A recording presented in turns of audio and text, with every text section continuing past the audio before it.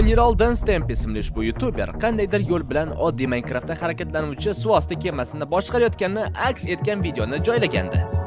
Ammo keyinchalik u buning shunchaki montaj ekanligi va afsuski haqiqiy emasligini ko'rsatdi. Lekin yoshligimda buni tomosha qilganimda juda ham ajoyib deb o'ylagandim. To'g'risi, o'sha vaqtdan beri Minecraftda ko'plab redstone materiallar qo'shildi. Bugun men endi Minecraft dunyoyimda haqiqiy ishlaydigan suvosti kemasini qurmoqchiman.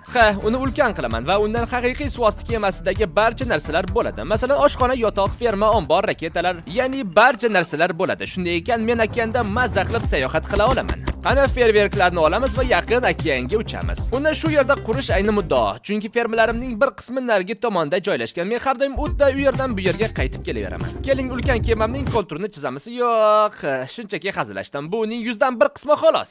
Va bu esa suvosti kemamning asl o'lchami mana shunday bo'ladi. Hazillashmagandim. Bu uchundan ham ulkan bo'ladi. Umid qilamanki, uni qurib bo'lib, uni ishga tushirganimda o'yinim qotib qolmaydi.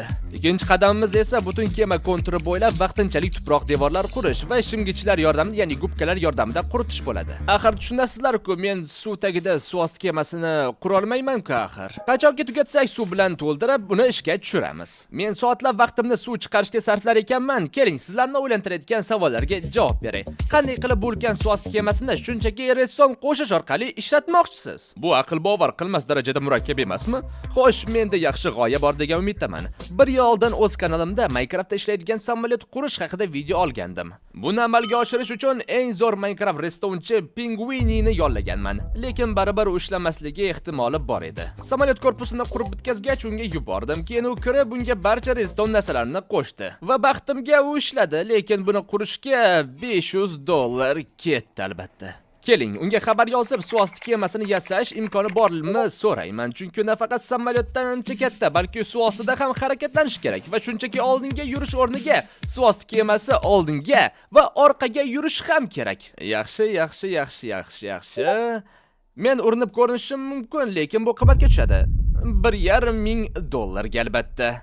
Mayli, to'g'risi. Shunchaki kontent demayman-ku, sizlarni qo'llab-quvvatlashingiz tufayli men mana shu $1,500 ni mana shu suvosti kemasi uchun ishlataman. U yana Minecraftda ishlamasligi ham mumkin va yana buni hech qachon hech kim qilmagan. Endi ortga yo'l yo'q, lekin bu endi jiddiy ish. Madomiki ushbu videoga shuncha pul sarflayapmiz, men suvosti kemasini iloji boricha eng zo'ri qilishim kerak. Suvosti kemasini a'lo darajada qurish uchun 4 ta asosiy qadam bor. Birinchisi, kemaning butun tashqi qismini qurish. Uni mutlaqo ajoyib va batafsil ko'rinishga keltirish kerak. Ikkinchisi, uni Pinguiniga o'z redstone sehrini ishlatish uchun yuborish va umid qilamanki, qandaydir yo'l bilan uni ishlatish yo'lini topadi. Uchinchisi, Pinguini yuborgan chizma asosida barcha retsuvlarni o'rnatib chiqish. To'rtinchisi esa eng sevimlisi interyerni qo'shish va barcha narsalarni joylash. Va nihoyat oxirida biz kemani sinovdan o'tkazamiz va haydaymiz. Albatta, jarayon davomida men do'stim Kelni uning reaksiyasini ko'rish uchun taklif qilaman. Men sidirdim, nima, ishlamayaptimi? Demak, tashqi ko'rinishni mana bu qora bloklardan yasaymiz. Men shunchaki butun konturni ular bilan almashtirib chiqaman. Men uchun suvosti kemasini ikki xil rangga ajrataman. Butun yuqori qismi sariq rangda, butun pastki qismi esa oq rangda qilmoqchiman. Ishoning, ishonmang, buni hammasiga 5 soat ketdi. Bilaman, u hozir biroz g'alati ko'rinyapti, lekin ishoning, biz quyidagi detallarni qo'shganimizdan so'ng u dahshatli ko'rinishga keladi. Orqa tarafdagi qanotlardan boshlaymiz. Bir xil rangda bo'lishini o'rniga ularni to'liq qora va yarim bloklar yordamida biroz qalinroq qilaman. Qolgan ikkitasini ham shunday qilamiz. Shuningdek, ularni yanada aerodinamik qilish uchun znaypoyalar ham qo'shaman. Bilmadim-u, lekin menimcha bu ancha yaxshi ko'rinyapti. Ikkinchisi bu tepadagi narsa. Nima deyilishini bilmayman. Avval pastki qavatdagi sariq bloklarni oq rangga almashtirmoqchiman, xuddi kemaning pastki qismida qilganimizdek. Menimcha yaxshi ko'rinyapti. Keling, o'rtadagi qora chiziqlarni olib tashlaymiz. Shunda u yerga oynalarni qo'sha olamiz. Mana shunday. Balki atrofiga qora hoshiya tortarmiz. Mana shunday. Va yana old tarafidan oynani qo'shmoqchiman. U burilish kerak, ya'ni dumaloq bo'lib buriladi. Nimaga men buni g'alati gaplar gapiryapman? Va nihoyat tepasiga quvurlarni qo'shamiz. Bolalar, bu kema tumshuq emas va biz buni bu yerdan boshqarmaymiz. Keling, buni to'g'irlaymiz va old tomoniga ko'proq detallarni qo'shamiz. Bu yerda men ulkan oyna bo'lishini xohlayman. Shunda haydash paytida okeanni tomosha qila olamiz. Mana shunday ichkari tomon ko'rinishga ega bo'ladi. Atrofiga qora hoshiyalarni tortib, oynani yanada chiroyliroq qilamiz. Old qismiga yana detallar qo'shamiz. Unga faralar kerak, chunki okean juda qorong'u bo'ladi. Keling, mana shu suv osti danjiga kiramiz. Umid qilamanki, ular qarshi emas. Yomon effekt qo'shishlaridan oldin tezroqqa qaziymiz. Qazishni sekinlashtirish mazza. Yo-mayo. Bratishka, qani bu yerdan yo'qolchi. Yon ikkita tomonga qo'yamiz. Balki tepaga ham mana shunday qo'yarmiz, ha? Ha, juda ham zo'r. Keyin men butun sariq tana qismini bezab chiqishim kerak bo'ladi. Juda oddiy ko'rinyapti. Shuning uchun men bambuk taxtalari, zinapoyalar va yarim bloklarni yasab olib, kerak deb bilgan joylarimga qo'shib chiqaman. Bambuk taxtasi biroz sarg'ish ko'rinadi, to'g'rimi?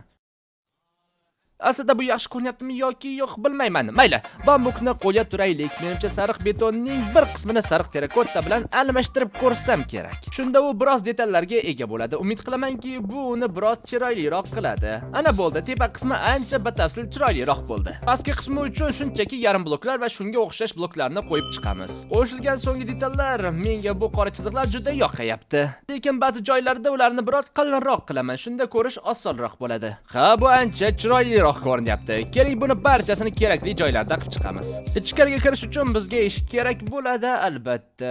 Yo'q, hazillashdim, bu yerdan umuman kira olmaymiz-ku. Albatta, ichkariga kirish uchun albatta mana bu tepa qismdan kirishimiz kerak. Ha, tepa qism nima deyilishini men bilmayman. Keling, eshikni shu yerga qo'yamiz. Ajoyib. Pastga tushishning yaxshi usuli. Pingu buni qanday qiladi bilmayman. Uslubga mos bo'lishi uchun temir lyukdan foydalanamiz. Ana bo'ldi. Bu ichkariga kirish yo'li. Eng yaxshi tomoni shundaki, kirish uchun suv ostiga tushish shart emas, chunki bu qism suv yuzasida bo'ladi. Va oxirgisi yon tomonlariga oynalarni qo'shamiz. Men ko'p qo'shmayman, faqat old qismlariga bir ikkita xolos. Va shu bilan birinchi qadamni yakunlaymiz va videorolikni ham shu yerda tugataman. Agar sizga albatta yoqadigan bo'lsa, albatta davomini, ya'ni polni oxirgi qismlarini albatta chiqarib yuboraman. Shuning uchun like va obuna bo'lishni unutmang. Sizlar bilan esa tarjimon ajoyib tarjimon bo'ldi. Xayr, salomat bo'ling.